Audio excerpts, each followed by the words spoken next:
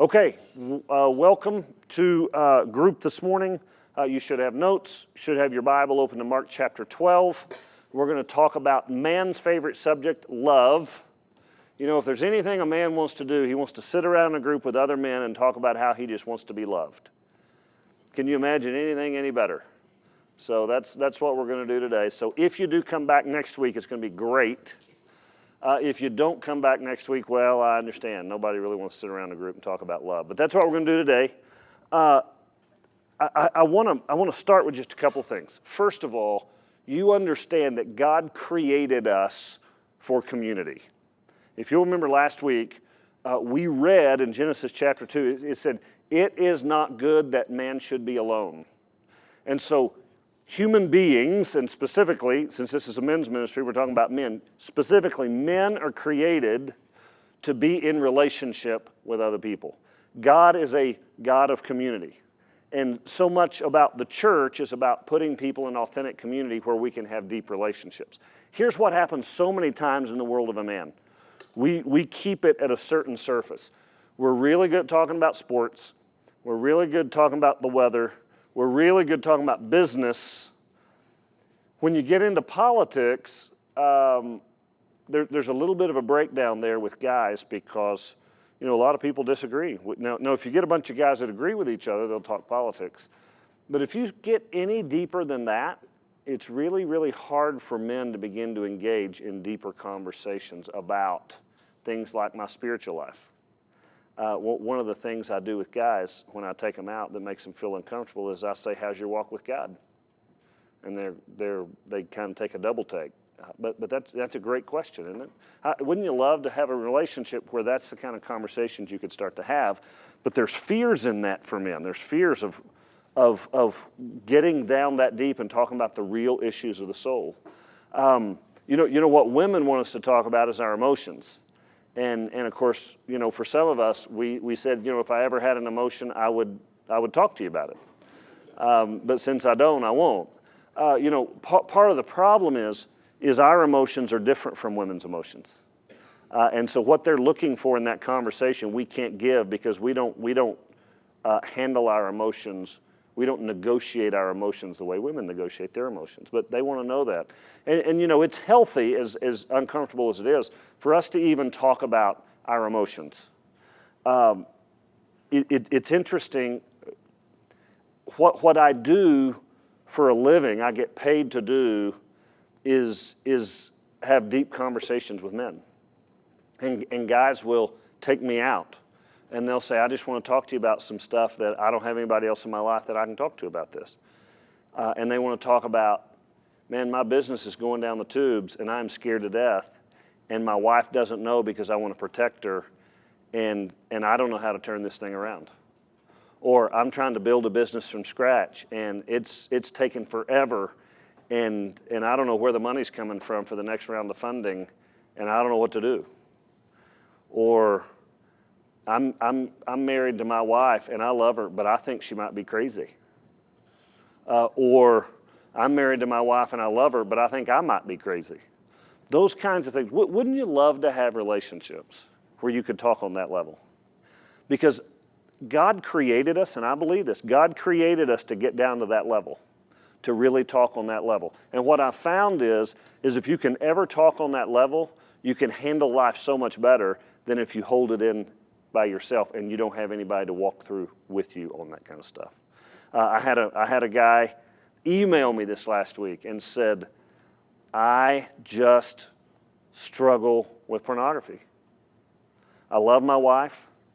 We have a great sex life. I'm attracted to her. There should be no reason in the world that I want to get on that computer and look at that and do what I do. But I do.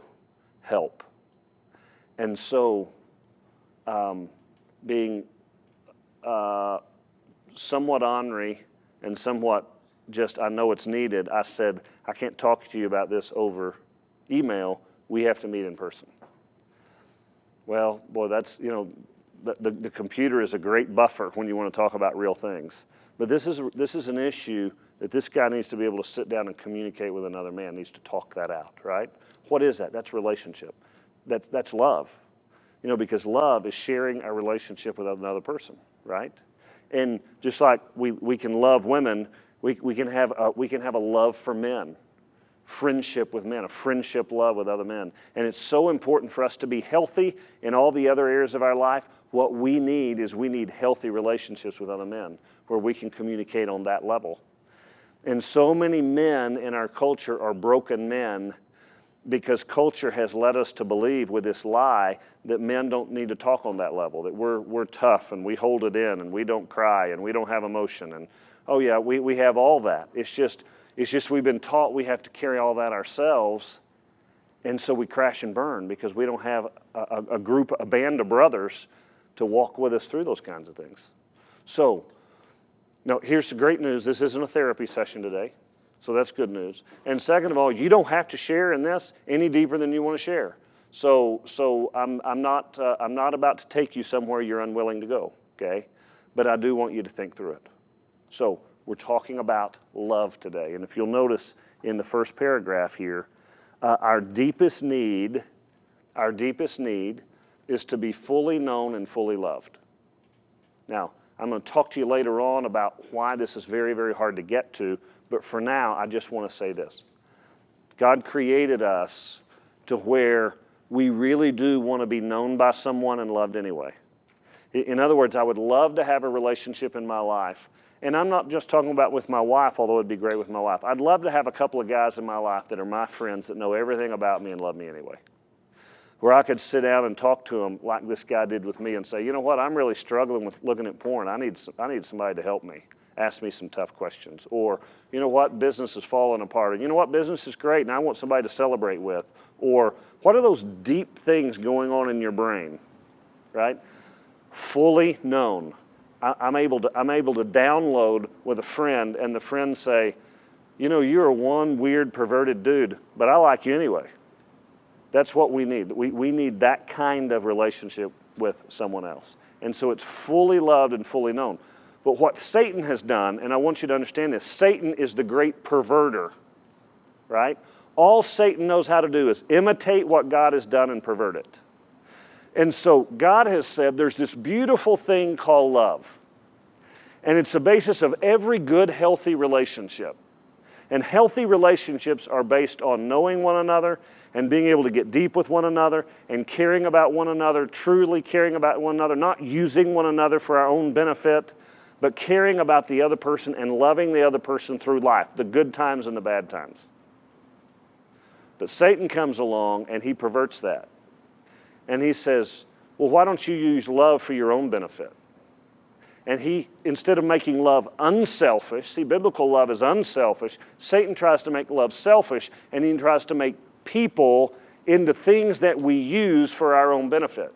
Well, if a person is someone that I'm using for my own benefit, I can never have a good relationship with them because there's never a level of trust and never a level of depth, because I'm not going to share with you my heart when I know that all I am to you is someone that's going to use you to get where you want to go. And so Satan perverts everything about love. And so you have this pure, unconditional, beautiful love, and then you have whatever Satan has done with love in this world that is really, really sick. And we're living in a world that defines love over here that's really sick, and yet we're being called to walk in an unconditional love with each other. So here's where I want to start today before we even get to Mark chapter 12 and talk about love, is I want you to go around your tables, or if you're watching on video, there's going to be 4 questions, I think, come up on the screen that's going to talk about the difference between worldly love and biblical love. Now, there's a lot of questions there for you to choose from, but here's the point I want you to do around your tables for a couple of minutes. What is the difference between what God has designed for love and what Satan has done with love in our culture? How does the world define love? How does God define love? So start there, jump into that, and then we'll come back and we will talk about the text.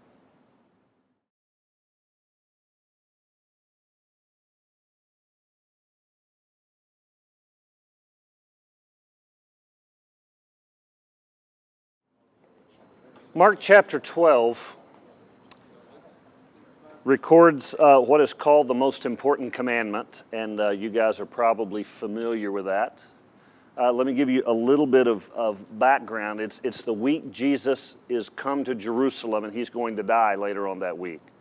He is actually talking in the temple courts, and the Pharisees, who loved to try to trap him, they would always ask him hard questions to try to trap Jesus into an answer where they could discredit him. And they were very unsuccessful at doing that. He always turned the tables on them because he was so much smarter than they were and made them look like a fool. And they're in the middle of this. And if you read Mark chapter 12, they'd ask him a question about paying taxes to Caesar to try to trap him. He had answered that question very well. Then they'd ask a question about the resurrection. He had done the same thing.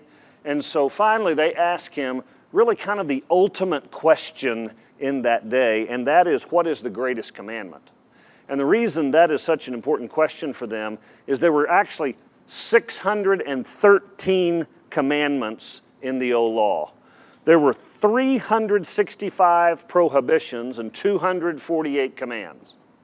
And there was a debate that went on in the religious circles of those 613 laws. Is there one more important than another? And part of the debate was, yes, there are more important commands and less important commands, versus no, they're all the same. And then two, if you're going to say, yes, there are more important ones, out of 613, how can you know which one is the greatest? And so that was a great point of conversation and debate among the religious circles of that day.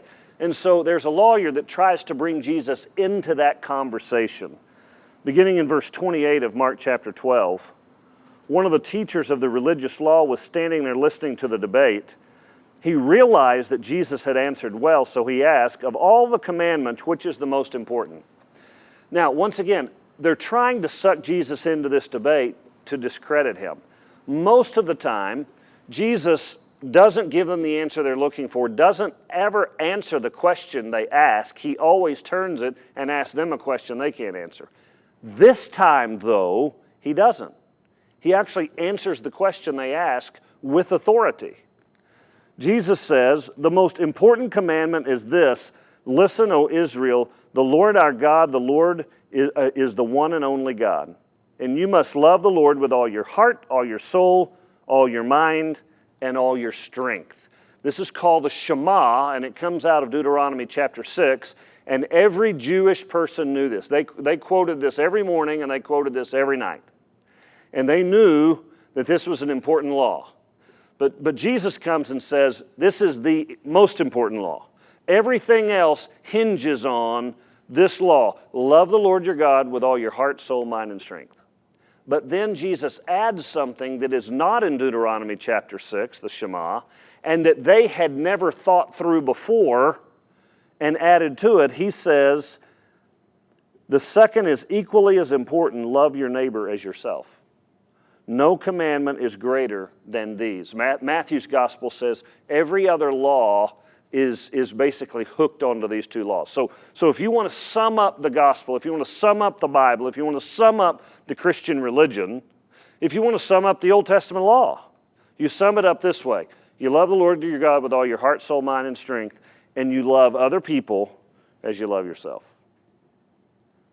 And everything else falls on that. You go pick a law out of the Old Testament. You pick something else out of the New Testament, and it will relate right back to that, either loving God with all my heart or loving other people the way I'm to love myself.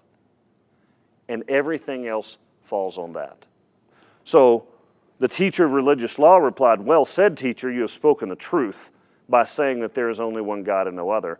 And I know it is important to love him with all my heart and all my understanding and all my strength, and to love my neighbors myself. This is more important than to offer all the burnt offerings and sacrifices required in the law. Now that was an amazing statement for religious leaders to say, because they loved burnt offerings and sacrifices. Realizing how much the man understood, Jesus said to him, you are not far from the kingdom of God. After that, no one dared to ask him any more questions. And so Jesus comes and he says, there is this law. In fact, it's two laws in one. You love God with all your heart, soul, mind, and strength. You love your neighbor as yourself. And he says everything else falls under that. Now, here's what I want you to notice. We don't talk about much. It's pretty easy to understand, love the Lord your God with all your heart, soul, mind, and strength. Give him everything I've got, right? But what he doesn't say is, love your neighbor as you love God. He says, love your neighbor as you love yourself. So here's what I want you to get. This is really all I want to say today. I probably could have just shown up, said this in 5 minutes, and we could have all gone and eat breakfast together. Here it is. I can't love anyone greater than I love me. So you love others as you love yourself. So if Satan were going to subvert and sabotage the Christian system of love, where do you think he would attack us? In ourselves. Because if he can talk me into hating myself, is it ever possible for me to ever really love anyone else? My relationships fall apart at this issue. And if you'll watch relationships that fall apart, either one party or another has low self-esteem, insecurity, self-hatred, self-loathing, and because they hate themselves, they find it impossible to turn around and love someone in a healthy way. They love someone in what would be called a codependent way. Do you understand codependency? You know what codependency is? Codependency is when I'm in a relationship that's so unhealthy that I let all of my emotions and everything about me be tied to you. So if you wake up in a bad mood, I'm in a bad mood. If you wake up happy, I'm happy. If you decide to do something that's unhealthy, I go right into it, I do something that's unhealthy because we're tied, we're codependent on one another, okay? And so where codependency first came out and really started being talked about was when an alcoholic was married to a non-alcoholic, because the way an alcoholic becomes an alcoholic is they have to marry a codependent that allows them to get away with their behavior, right? Because the codependent allows the alcoholic to do the things the alcoholic does and keeps rescuing the alcoholic so he or she can stay an alcoholic. That's called codependency. Well, codependency is much bigger than alcohol or drug abuse. It is a way relationships are formed in an unhealthy way. So I want you to think about this. Satan has set up a world based on conditional love so that we learn how to love people based on conditions instead of unconditions, which ties into self-esteem and low self-esteem and insecurity, so I can't turn around, I can't love myself, so then I can't love others. So let me tell you a little bit about how he does this, and we're going to go back into our conversation around our tables. Think about love in this world. It starts in childhood, and love is tied to our behavior, okay? Our parents do it, not necessarily knowingly, but they'll do it. You know, Brad, I'm so proud of you because you made a 95 on your test. I love you because the way you acted here. I loved you because the way you treated your sister. I loved you because, and your teachers, they're proud of me because I did a certain thing, and it's kind of tied to performance. And what I find is boy, if I'm good on the athletic field, Dad really loves me. Right? And if I'm nice to my siblings, Mom really loves me. And if I show up at school and I have a filthy mouth, the other boys, they really love me. And if I learn how to really be good at athletics or learn how to really flirt with the girls, they really love me. And so I become a chameleon. And I learn every place in life how to fit in to be loved, accepted. You call it whatever you want to call it. And so in the world, I act like the world. And in church, I act like church people. And around my wife, I act a certain way. And around the buddies, I act another way. And the jokes I tell my buddies, I'd never tell my wife. And the sweet things I say to women, I would never say to a man. And the things I would talk about at work, I'd never talk about in my small group. And there's this duplicitous nature about me. Why? Because I've learned that to be accepted, to be loved, I've got to perform. And the church people want me to perform this way, and the worldly people want me to perform this way, and it just goes on and on and on. In that is created an insecurity because I know I'm not living true to me. And because I'm not living true to me, there becomes a self-hatred in me. I hate who I've become. I hate the duplicitous nature of who I am. And because of that, none of my relationships are authentic. Because I'm never really myself with anyone. I'm just playing the role that everyone wants me to play. You guys got that? Does anybody do that? I think most people do that, don't they? Most people do that. And what Jesus is saying is when you get into this perverted nature of love that Satan has set up in our world that is based on performance and strings, Don, I love you if you do a good job at work. I love you. You know, Mike, I love you if I get whatever I need from you out of my relationship. And all relationships are based on selfish people who don't really like themselves trying to get out from you what they need. Then you never have healthy relationships. You never have real intimacy. You never have real connectedness. You never have unconditional love because there's always a string. There's always a string. And then in the middle of that comes Jesus Christ and says, okay, here's what I want to do. I love people just for who they are. It doesn't have to be based on a performance or what you do for me. I love you first anyway, unconditionally. And now what I want to do is I want to take a group of people and I want to redeem them and set them free from what Satan has designed in this world as conditional love. And I want you guys to go out and begin to model for other people true, authentic, healthy love. True, authentic, healthy love starts at a place where I am able to accept me for who I am. And when I accept me for who I am, faults and all, this is just who I am. I'm just a goofy, dorky guy that loves the Lord, and I can do a few things well and most things I can't do well, but it's just me. You know, I don't have any, I'm not mechanically inclined at all. I can't even change a light bulb without breaking it. But that's just who I am. But I'm comfortable in my own skin. You ever meet people who are comfortable in their own skin? They're the most delightful people in the world to be around. They can build healthy relationships. Why? Because there's no strings. Because they're accepted in who they are. They're able to turn around and really give themselves in unconditional love to other people. So healthy relationships begin at a place of self-love. Now, will Satan pervert that? Of course he will. It's called narcissism. There's healthy self-love, and then there's unhealthy self-love. And unhealthy self-love says, I'm a narcissist, and really the world is really all about me. But I use people as a narcissist. I'm using people to fulfill my needs because it's all about me. Well, once again, that's Satan's agenda, right? Biblical self-love is, I've accepted who I am in Christ and what he's done in me so that I can turn around and serve you and love you where you are because I don't have an agenda to push with you. And that's healthy self-love. So we're going to go back around the tables. On the back side of your sheet, you'll see there's application A, B, and C. Under A, there's 3 or 4 questions there.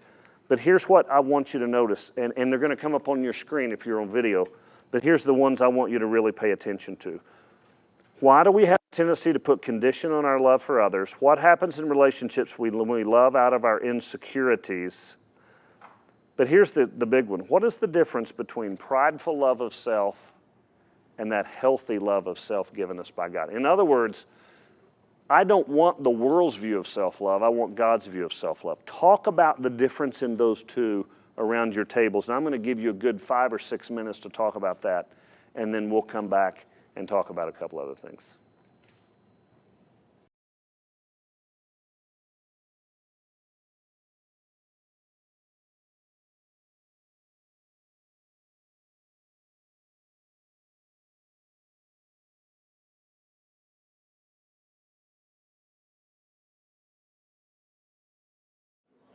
So the first truth we have to grapple with is this truth that I can't love others till I love myself.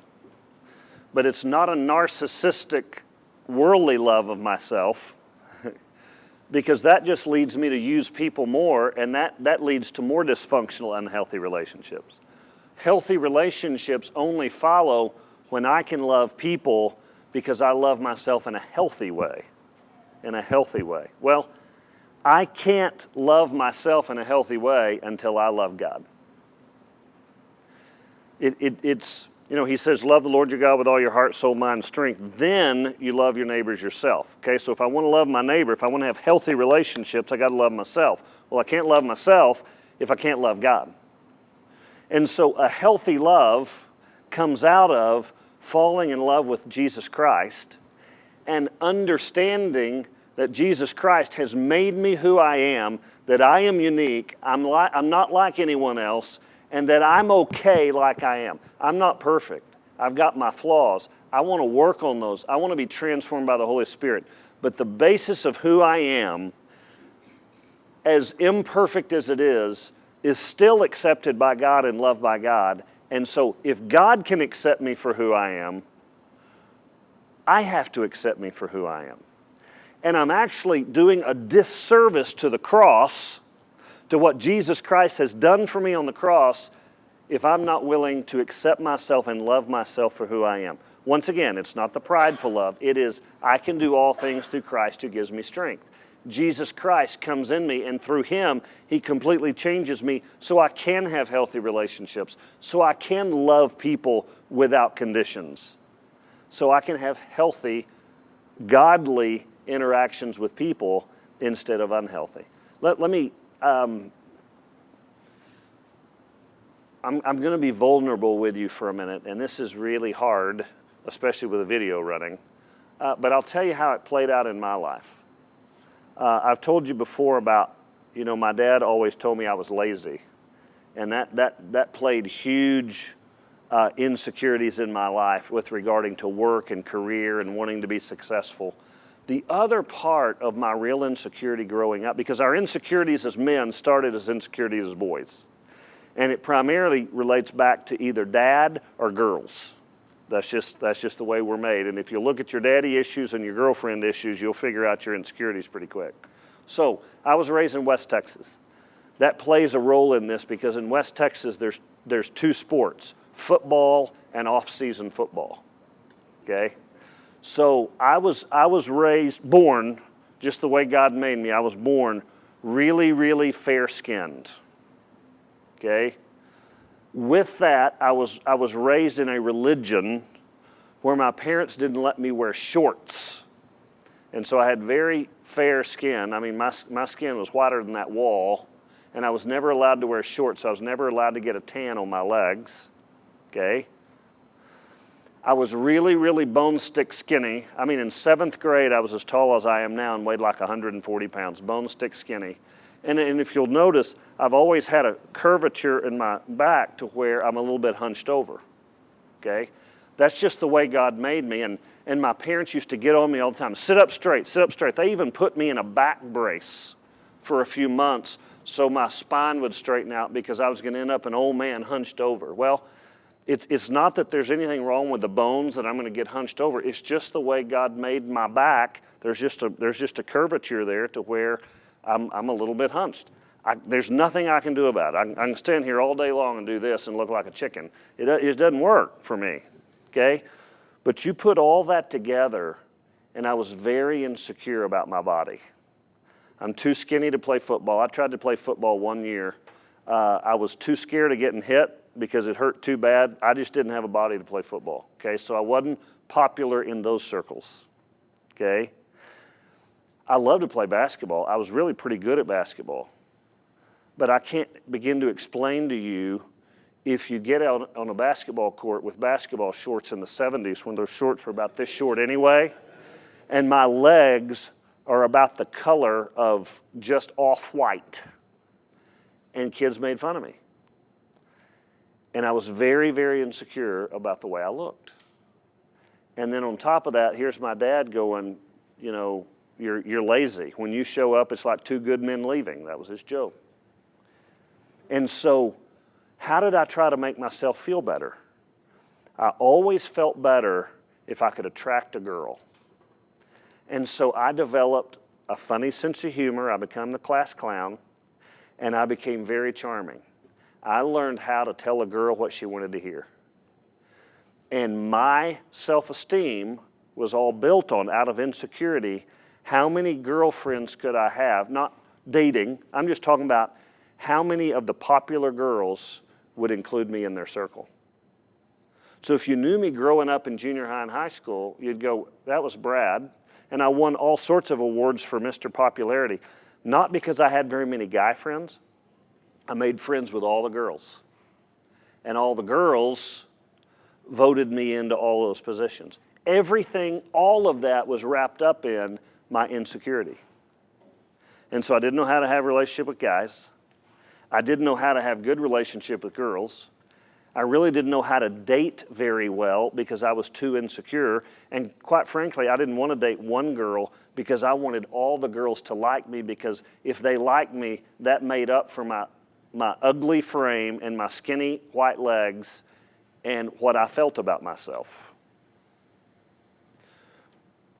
But you take that over into adulthood, and I get married now, and I need to be a healthy man married to a woman who loves the Lord. But all those insecurities are still there. So I work too much. I'm a pastor building churches, but guess what I still have as a character flaw? I still wrap my self-esteem around what women think of me. So I had a tendency to build unhealthy emotional attachments to pretty women in the church, because that still made me feel good about me. Does this make sense to you? Yeah. And that's how I ended up in an affair. Because I didn't know how to love people, because I couldn't love myself. And finally, I began to make peace with who I am. And God showered me with His grace, and in inexplicable ways began to tell me, Brad, don't you understand that I love you for who you are? You don't have to be someone else other than who I created you to be. You don't have to be taller. You don't have to be bulkier. You don't have to be in better shape. You don't have to have a spine that's more anatomically correct like everyone else's. You don't have to have a tan on your legs. They're a little more tan now anyway. Those things don't matter. You know what matters? I created you in my image. I died for you. I've forgiven you of your sin, and you're okay like you are. And it was then that I was able to just learn to love people for who they were. Because I finally got to a place in my life where I could love me for who I am. You never get to the place of security in yourself until you get to a place of security in God. So if you want to have healthy relationships, you got to learn to love yourself. And if you want to learn to love and accept yourself instead of operating out of your own insecurity, you've got to bathe yourself in the grace of God and let the love and the grace of God overwhelm you. Then you will be healthy enough to love other people just who they are. Now, that was really hard for me to say to you. I'm just going to go ahead and tell you that. That was really hard. But that's the truth about me. And this is why this teaching is so important to me, because I couldn't be a good husband till I dealt with this. I couldn't be a good friend. I was always using people to improve my position. I was always using women to make myself feel good about me, which in a way was unfaithful to my wife, although I didn't sleep with them. It was still inappropriate because I was feeding my own ego. What was I doing? I was using people. See, I couldn't love my neighbors myself because I didn't love myself. So that's the concept for today. So our second round of questions here under B is it talks about learning how to be comfortable in your own skin. And look at that last one. In what way does a relationship with God empower me to have healthy relationships with others? I want you to take, and if you're on video, I want you to take what I've said, and I want you to apply that to your own life. And I want you to think through your own insecurities and why that's an insecurity for you, and where does that root back to in your past? And have you allowed God to wash over you His grace so that you can let go of that insecurity and love and health instead of love out of your own insecurity? Because the reason we have unhealthy relationships is because we're loving people out of our own insecurities. Okay? Okay, this is just really deep, and this is really uncomfortable stuff. Are you uncomfortable? But if we're going to get to the place of healthy relationships, we got to deal with this stuff. So you may have your time around the table could be total silence because you don't want to say a word. And you know what? That's okay. But I just got to shut up and quit talking for a minute. So you guys take it back to the tables, and we'll come back and wrap up here in a minute.